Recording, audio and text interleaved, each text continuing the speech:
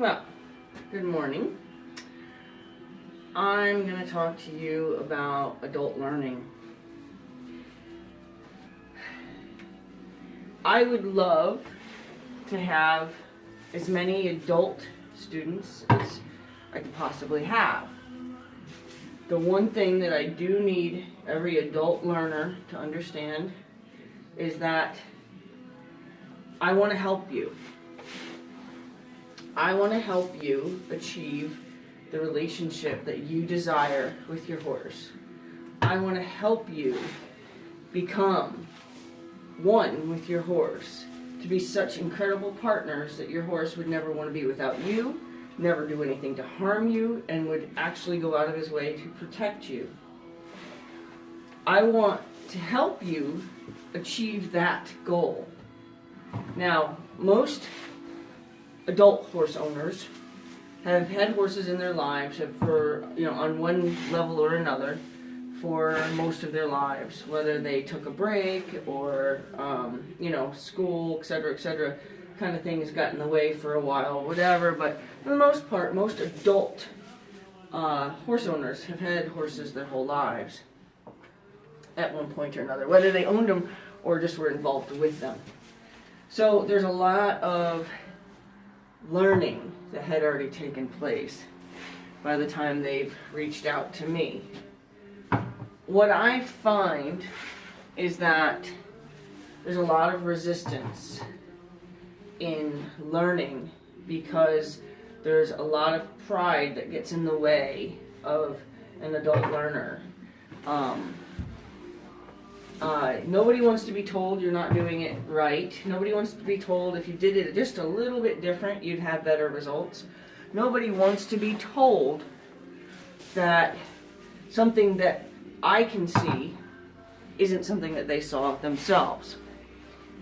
I had met a partnership of 20 years, and very quickly I could tell who the boss was of that relationship, and it wasn't the human. And when I came into the picture, he's had a happy boss position for 20 years. The last thing he wanted was this person to come into the relationship and interfere, because who am I? And as far as his horse is concerned, who am I? So I worked with the woman, and we did our first lesson was in the saddle, and I taught her a few things in the saddle, and she had immediate results, and was very pleased by that particular encounter.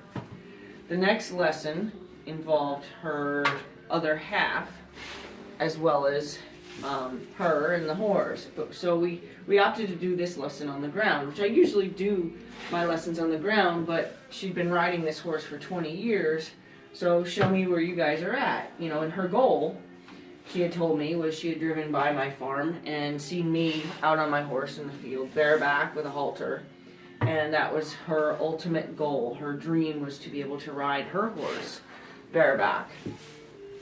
And that's a beautiful dream. It's a beautiful.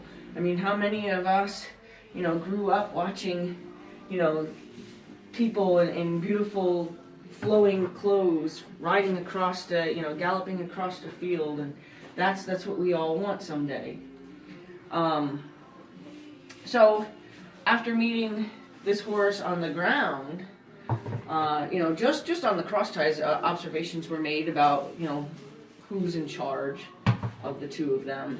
And then as the boyfriend came into the picture, the horse was even more pushy, even more controlling of that person's personal space, which, sometimes it's kind of fun to watch the horse manipulate people because they don't realize what's actually happening.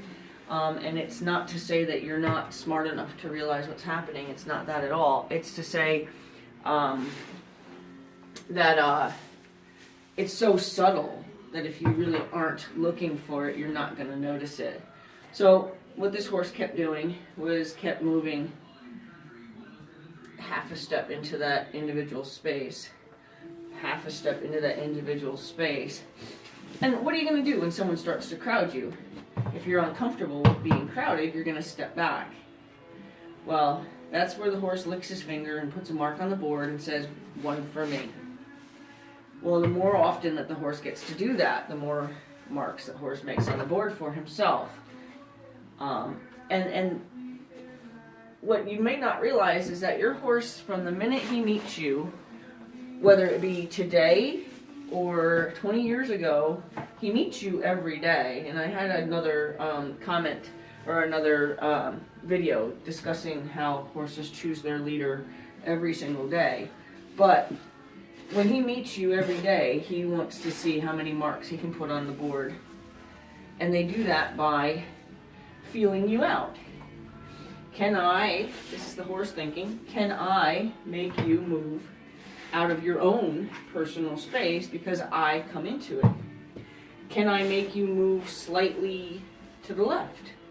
Can I make you move closer to the door? Horses are a lot more calculating in the sense of knowing what they want and knowing what they need to do to make what they want happen for themselves. So, like my horse, for example, if he wants to get closer to the door, he's not just going to charge for the door. My horse isn't that lacking in intelligence. My horse actually understands that he'd get in quite a bit of trouble if he started to just walk for the door when he wasn't invited to go to the door. However, in the wrong hands, or in hands that he's testing, he might get his body turned just a little bit to where it forces an individual to maybe reposition themselves on the side of the horse, which also brings them a little closer to the door. Then the horse could potentially step a little bit more towards the door, causing you to get out of your own personal space. There, now he's even one more human step closer to the door. Before you know it, if you're really not paying attention, if you're engaged in a conversation or something like that, and you're really not paying attention, your horse could have you, as they would each other, at the door. Your horse could have you, when you're hand grazing them, all the way over by that fence instead of the fence that you started on. That's how horses move each other, and certainly how they would go about moving you. I had seen on the cross ties, this horse was kind of pushing this guy around quite a bit. I saw him pushing the owner around, and the owner was, using treats and things like that, and that's something I highly frown on, because I can use my horses as an immediate example. If I were to suddenly give my horse a handheld treat with the intention of using it as a training tool, I would find that my horse's focus would completely come off of what I'm trying to get him to do, and he'll start looking for more cookies. I did that recently, kind of as an example, but also because I really was trying to motivate my horse, thinking, what more can I do to help him expedite the lesson, because, I'm working with small children in these ponies, and one of the ponies, he understands it, but he was kind of like, well, what's in it for me? So I brought out a cookie, and I thought that might be a valuable tool. And I proved how much my theory is, don't use cookies or else the horse is training you, because unless he saw a cookie, he wasn't going to try to do anything. He wasn't even going to make an effort. So anyway, I seen this woman who was handling her horse with cookies, and the horse had her number 100%. Like, he wasn't going to even move over when she asked him to, unless she bribed him with a cookie. So that relationship, I was already very well aware of where that relationship stood. And then as I watched the horse push around the boyfriend in his kind of manipulative, I'd like you to step out of your own personal space, and they are literally saying to themselves, I wonder if, and they size you up, if I step, now you'll watch, they'll shift onto their leading leg, which means the leg that they push off of. they'll switch over to a motored leg and step into that person's space, and then maybe even look off into the distance in the other direction, like, I didn't do that. And then they wait, and you'll see one ear will stay on that person, maybe even some shifts of the eyes, kind of making sure that went over okay, first of all, and second of all, am I going to get what I was looking for? Then when the human steps out of the way because they're uncomfortable, this big animal just came into their personal space, and it's maybe not their duty to correct the horse, or maybe they don't know enough to correct the horse, or maybe there's just not enough language with the owner and this individual to put themselves in a position to say or do anything about it. So they just step out of the way. Or, more commonly, they didn't even notice something was being done.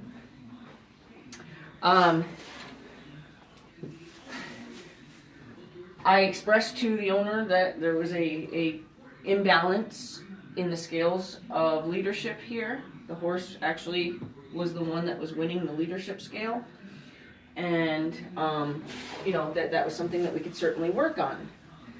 Verbal acceptance of what I told her was fine. But when I started to help the horse understand the difference between me and his position, I was met with resistance, which I expected and I'm used to. The owner, however, did not expect to see the horse resist me. And one of his things that he had decided to do in his protest of my saying, but no, you're going to move out of your own personal space because my personal space is very valuable to me.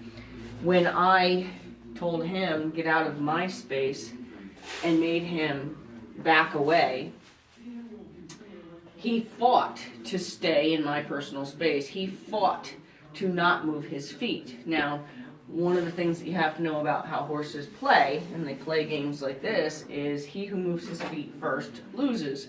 Which means the one who moves is the one that's going to submit. So between he and I, the little game started to be played. And I said, no, I don't think so. I'm not moving. And in fact, if you even lean in my direction more, I'm going to put a little more uncomfortable energy in your direction. So I did, and I got more into his space, and I got more intense in my body language, and the horse reared up. Well, instantly I'm being told he's never done that before. I don't really like that he's doing that. I can't believe he just did that. He's never done that before. And instantly the owner perceives this as, my horse doesn't like you. Give me a few minutes to explain to the horse that I am prepared to have the position of leadership, and I can guide this horse in anything he wants to do with safety, both mentally and physically. I can prove to this horse that he's going to want me in that leadership position. I was not given the opportunity to make this relationship anything more than I pushed you, you got mad, you reacted, and now your owner decided that this is not acceptable. And I'm allowed to finish my event, I guess, my lesson with the people. However, I was never called to return.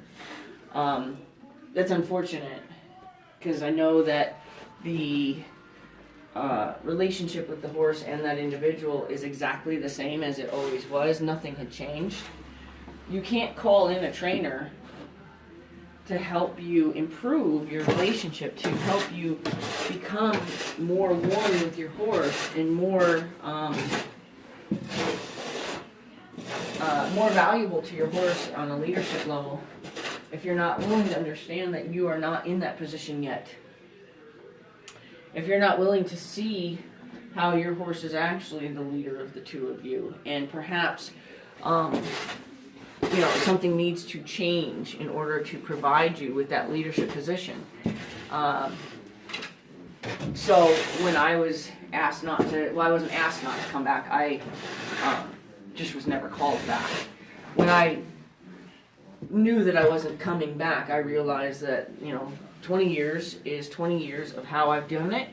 20 years is 20 years of how I'm going to keep doing it. And I did dream of a better relationship with my horse, but I'm not willing to be told that my horse owns me. And I'm not willing to see my horse be opposed to change. And that's all that the horse did, was oppose me. We were in a battle for the position that he wanted to maintain, and he didn't care what human he had that position with. As far as he was concerned, all humans needed to be under his leadership, and she was not willing to see it that way. She just saw a scary behavior, and I agree, a horse rearing up is a scary behavior, but what she saw was the horse doing something bad, or something aggressive towards me, therefore he must not like me, and she needed to end the relationship for the horse's sake. I struggle with those relationships with the human because I can't explain it to them better. I'm not there to make your horse mad. I'm not there to create bad behaviors. I'm not there to teach your horse how to rear up now every time he protests something. That was something your horse knew how to do. That's something I bet your horse did out in the field with any other horse that challenged him. He probably stood his ground, and instead of moving his feet backwards or sideways or out of the way in any way of submission, he would go up and try to intensify his position. I guarantee you this horse did this with other horses, and any trainer that ever came into this horse's life that ever tried to show this horse leadership, he could potentially do that to prove his strength in leadership of his own. Unfortunately for me, I never got to show this individual that and how much her relationship could improve if the scales changed. She was the leader, he was the follower, and when your horse follows, first of all, he never wants to make you mad, never wants to disappoint you, always wants to protect you, always wants to please you, always wants to be with you. I guarantee you that's a horse, when you take the halter off, he takes off to the far end of the field. Unless, when you take the halter off, he's also expecting a cookie in return, as the next step. That's a horse that won't run off until he's gotten his cookie. I want to invite all adult learners. I want to invite all people to come, whether you own a horse, want to own a horse, want to just learn horses, don't know anything about horses. Those are my best students because they're actually open-minded to the dynamics of a herd. Your horse isn't a human and doesn't view you as a human. It views you as, yes, maybe a different looking challenge. However, isn't saying, oh, these are humans and those are dogs, and they recognize that there's something different, but they don't necessarily try to operate differently. And they will absolutely try to make leadership established right away. So what I want to do is I want to encourage all adult owners, all, young owners too, but I don't find I have as much trouble with the young people to be more open-minded, unless they're the I know type, because then, I'm not going to get along with you very well anyway, because then it's just too challenging for me to work with you. So if you or your child are the I know with kind of a sarcastic attachment, you don't need to call me.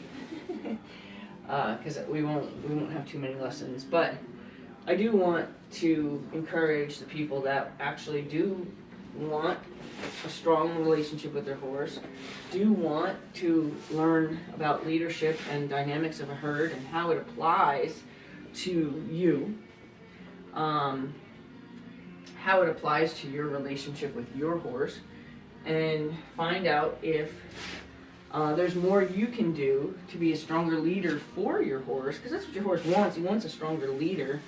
And if he doesn't feel that you are actually, the one that's going to protect him in a dangerous situation, he's not going to view you as a leader, and that's just the bottom line. And likely, if he's scared, you'll get left behind. He's not going to look to stay and protect you. It'll be the first one out of here. So, just come with an open mind. Come understanding that there's more to learn, and come and maybe discover your horse for the first time. Like, really see your horse for why he does the things he does, and maybe you don't realize how much it is just because he's testing your relationship, which is what they're going to do every day. Your horse will test your relationship, and they may not present it to you each time with the same test. So that's what also makes them interesting, is that they test your stability. Are you physically stable enough to handle this relationship? Are you mentally stable enough? Are you emotionally stable enough? And believe it or not, it's the emotional stability that your horse needs, because they're a very emotion-driven animal. That's how they survive, is their emotion says be scared, and they are scared, and their emotion says run, and they run. And it's more emotion driven. So if you are not emotionally stable for your horse, then your horse will try to choose leadership over you, or they will try to avoid you for fear of getting themselves in any kind of situation where your emotional instability is going to get him hurt. So aside from my one comment about, if you have a certain personality, we probably won't click, I do really want to help people with their horses, and I do really want to help people develop leadership skills with their horses, and I do want horses to be happy with their humans. And the best way I can do that is to say, come with an open mind. If you came looking for something better, then you came because you think there's more. And maybe I'm personally not the one to show you that there's more, but go to any trainer with an open mind. Go to any trainer with the idea that there's something you can learn. One of the things that I learned when I used to train dogs, and I used to travel for seminars with dogs, and somebody had said to me one time that they go to clinics, and they go to seminars, and they go to events, like couple-day events with their dogs, and the one thing that they believed is, as long as they left with one new tool, it was worth going. So I always go, and I have the same mentality, is if I come home with a bunch of new things that I didn't know, great. But I go knowing that I'm looking for at least the one thing I didn't know to add to my toolbox. And it's okay to have only learned one thing. It's okay to come in kind of knowing everything. But what I do is I go in with the attitude that I know nothing, and I'm here to listen, and I'm here to learn. And if I am combative with a trainer, I'm putting up walls that make it impossible for me to learn. And I'm making it too difficult for myself to actually learn anything. And I really, really, really think that if you're going to spend the money and you're going to go somewhere to learn something new, even if there's only one element that you need, it's like one ingredient in a recipe could be that ingredient that either makes or breaks that recipe, right? It could be that one thing that if you forgot it, okay, like spaghetti and meatballs, and you forgot the one ingredient of spaghetti, it's not spaghetti and meatballs. Think about that, and realize that I'm only here to show you maybe where a relationship could be better, or where maybe the tools that you have are being misused. Some of us know what tools we should have, but don't necessarily know how to apply them to where they're effective. Yanking on a horse is something that people have as a tool. I don't find that very effective, more than you're offending a horse and causing them to be head shy. There's definitely different ways to use your rope to create enough energy to cause your horse to do what you want. But that is abuse to me. I don't really know where that is a communication other than I'm stronger, I'm meaner. Then, I don't see how that's an effective form of communication. And I also think that a lot of times we're taught to hold the horse by the snap under their chin. And that's a tool that we have. We know to hold the horse tight under his chin. It's a tool to keep your relationship really off balance. It's a tool that also helps the horse believe that you're not emotionally stable, because there's usually fear attached to holding a horse that tight. It creates a form of claustrophobia for the horse. It causes the horse to feel emotionally unstable and imbalanced. Allowing slack in the line allows you to tell your horse. It's a communication. That actually communicates to your horse, I'm giving you the responsibility of knowing where to be when we walk.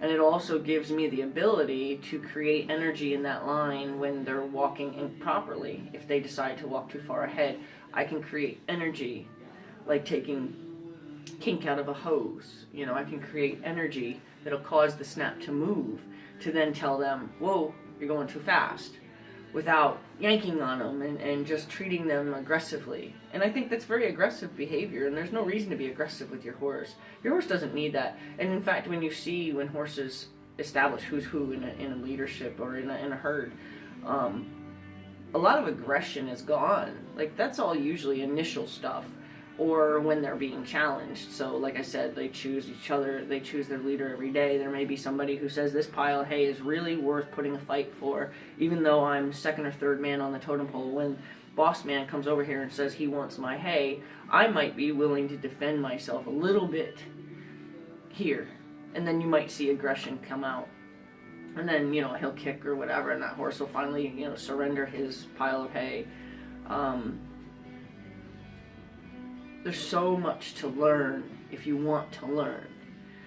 If you want to come to one lesson and think that your horse is going to suddenly change when you've had 20 years of an imbalance in the scales of leadership, I can help you see what needs to be changed, and I can help you see that there's a journey for us. Or I can show you that I'm not magical. I can't fix your relationship with your horse overnight, and we are going to be met with resistance, and we are going to have your horse say, I've had 20 years of owning this human, and now you're coming in here and telling her that she's supposed to be better than me? Yeah, okay. When you don't think your relationship is perfect, and you seek somebody else's knowledge to create or help put you in the direction of a more perfect relationship, believe that if you see what they have with their own horses, believe that that can be had with yours, and believe that they might have enough knowledge to help you get there with your horse. I have enough horses where it's not like I have a magical relationship with one. I have enough horses to show that what I do with my horses is absolutely communication based, it's body language based, and respect based. My scales of leadership and follower is very balanced. I don't want my horses to think that they're very low on that follower level. I want them to believe that they are only second man. They are my vice president, but I will always be the president. Okay, and they need to know that they have the power to be who they are within their own position and within their own personal space. However, as the president, if I want to come into their office, if I want to come into their personal space, they cannot and will not object. Okay.